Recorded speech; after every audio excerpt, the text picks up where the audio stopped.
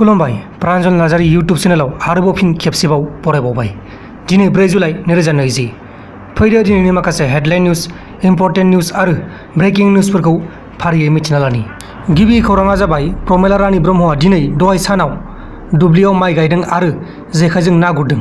दा बे खौरांखौ लानानै माखासे रायजो राजा बिथांमोना भटनि थाखायसो बेबायदि एक्टिं देखायदों होननानै बुंनाय जादों। लोगोसे क'क्राझाराव बिस्थिबारखालि सासे हिन्जावसा गथ'खौ जिनाहारि खालामनानै बुथारनानै फबनानै दोनग्रा दुथांफोरखौ हमनो हाबाय होननानै मिथिनाय जादों। दानिया फैदो गुबुन खौराङाव। गुबुन खौरांखौ जागायथ'यैनि सिगां नोंथांमोननिसिम रोजा रोजा साबायखर 90,000 साबस्क्राइबार खालामना होनायनि थाखाय। गुबुन खौराङा जाबाय लाभलि हटेलनि बिगोमाखौ पुलिसफोरा हमनाय जाबाय।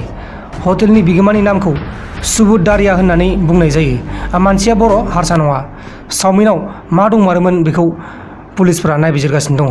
चावमिनाव मा दंमारोमोन, मा मुलि बाहायदोंमोन बेफोरखौ दा नायबिजिरगासिनो दं। दाथ' सानै थैखाबायानो, सासेखौ दा देहा फाहामसालियाव ट्रिटमेन्ट होगासिनो दङ। दा बे सुबुद दारियाखौ पुलिसफोरा लांबाय जोबथेसालियाव। लोगोसे अरां उदालगुरिनि रबिराम दैमारिया बेंगालराव थैनांगौ जाबाय। लोमजानानै थैनांगौ जाबाय। गोथै सह'खौ बेंगालरावनो फबनाय जाबाय। गोथै सह'खौ न'आव लाबोनो मोनासै। जोबोद दुखुनांथाव, मानोना दा कर'ना भाइरासनि थाखाय गोथै सह'खौ न'आव लाबोनो मोनाखै। बेहायनो फबनाय जाबाय। दानिया फैदो दिनैनि माखासे हेडलाइन निउजफोरखौ फारियै मिथिना लानि। गिबि हेडलाइन निउजआ जाबाय छत्तीसगढ़आव 7 बोसोर बैसोनि गथ' हिन्जावसाखौ जिनाहारि खालामग्रा दुथांफोरखौ पुलिसफोरा हमनाय जाबाय। सानै सेंग्राफ्रा गथ'खौ कर'ना भाइरासखौ फाहामगोन होनना रावबो गैयै जायगायाव लाना थाङो आरो लाना थांनानै जिनाहारि खालामो। जिनाहारि खालामखांनायनि उनाव गथ' हिन्जावसाया बिमानो खोन्थाफैयो। बिमाया पुलिसनो केस होयो। पुलिसनो केस होखांनानै बिसोर सानै गथ'खौ दा पुलिसफोरा लांनाय जाबाय। गुबुन हेडलाइन निउजआ जाबाय वाट्सएप आरो फेसबुकनि गेजेरजों लिंक हरनानै माखासे हेकार्सफोरा गोबां रां खावना लांगासिनो दङ।